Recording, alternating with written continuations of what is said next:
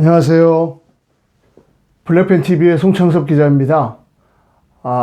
지난 그 첫 번째 식용유의 비밀에 대해서 처음 방송을 했는데, 제가 좀 막 다시 보니까 좀 조잡한 면도 좀 있고 부족한 것도 많은 것 같습니다. 되게 준비할 게 많다라는 생각이 들고요. 앞으로 좀 더 열심히 준비하여서 우리 유튜브 시청자 여러분께 좋은 방송 보내드리도록 하겠습니다. 저 블랙팬 TV는 여러 가지 코너로 진행할까 합니다. 일단, 저 요즘 관심 많은 정치에 대해서도 이야기 나누도록 하고요. 또 기업 관련된 경제 이슈에 대해서도 나눠보려고 합니다. 주제는 제가 자유롭게 할 건데요. 관심 있는 분들은 좋아요, 구독 꼭 좀 부탁드리겠습니다. 오늘 날짜가 이제 5월 26일입니다. 현재 이 방송을 녹화하는 시간이 6월 1일이면 이제 우리 지방선거가 지금 실시가 되는데, 내일부터 27일부터 28일 이틀간 사전 투표가 진행이 됩니다. 분위기상으로는 글쎄요, 지금 이제 많은 언론들이 이제 설문조사를 내놓고 있는데, 아마 이제 내일부터는 이제 설문조사 공표가 금지가 됩니다. 제가 가지고 있는 느낌으로는 아마 민주당이, 굉장히 열세에 놓인 건 분명한 사실인 것 같습니다. 첫 번째, 대선이 끝난 지가 얼마 안 됐습니다. 그래서 지난 대선의 분위기가 어쨌든 정권 심판에 대한 의지가 강하기 때문에 그것에 대한 국민적 열망이 크기 때문에 아무래도 민주당이 좀 어려울 거라고 판단이 되고, 두 번째는 지난 지방선거, 두 차례 지방선거에서 민주당이 상당히 선전을 했습니다. 거의 이제 지방의회 권력은 다 민주당이 석권을 했는데, 사실 이것은 민주당의 참패라고 말하기보다는, 너무 그동안 독식해 오던 구조가, 이제 진보 보수 또 거대 양당제에 따라 일부 국민의힘으로 가는 것이다. 요렇게 봐야 됩니다. 그러니까 민주당이 졌다라는 게 아니라 원래 어느 정도 균형점을 찾는 것이 이제 그렇게 나눠진 거다라고 저는 보여지고요. 세 번째로는 저는 민주당의 이번에 전략 자체가 좀 실패하지 않았나 생각이 듭니다. 쉽게 말하면 아직도 조국의 강 내지는 이재명 지키기에서 벗어나지 못했다. 이것이 가장 큰 실패 요인이라고 봅니다. 일단은 지난 대선에서 이재명 민주당 후보가 상당히 고전을 거듭했습니다. 굉장히 수세적이었고, 대장동 이슈가 불거지면서, 좀 공세적이지 못하고, 수세에 몰리는 경향이 많았습니다. 지난 대선을 좀 돌이켜보면, 윤석열 현재 대통령, 당시 국민의힘 후보 같은 경우는, 검찰총장으로 재직하면서 그 공정과 정의라는 당시 시대 상황을 잘 등에 업고 정치인으로 변신한 지 1년 만에 대권을 거머쥐었습니다. 반면 이재명 후보 같은 경우는 이재명 후보가 갖고 있는 강점은 뭐겠습니까? 당연히 행정 능력인 것이죠. 그러니까 그동안에 이재명 후보가 성남시장, 경기도지사로서 선전할 수 있었던 그 노련한 행정 능력이 사실 대장동 이슈에서 그냥 가려졌습니다.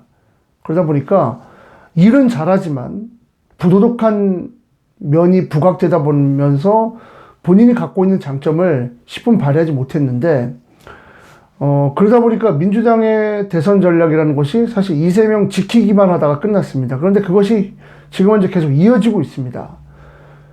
그 와중에 또 이재명 후보 같은 경우는 본인의 정치적 고향인 성남이나 또 경기도가 아닌 전혀 다른 지역에서 입후보함으로써 사실 명분이 좀 약한 측면이 있는 거고요.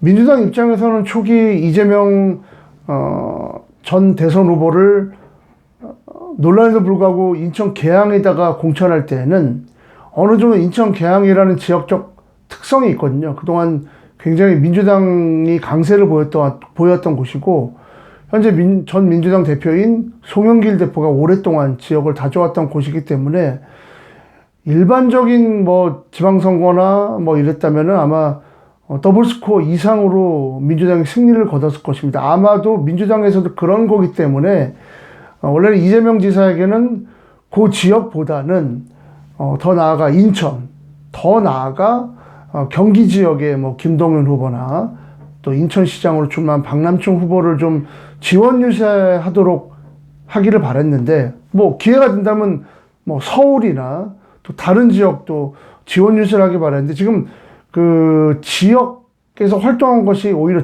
활동하지 않은 것이 이 약점이 되면서 이재명 지사가 그냥 개항에 갇혔습니다. 그래서 거의 정치적 신인에 가까운 그 국민의힘 후보에게 아무런 그 우세를 보이지 못하고 있으면서 그것이 전체적인 민주당의 이번에 지방선거에 있어서 어려움을 겪게 된 요인이라고 좀 보여집니다.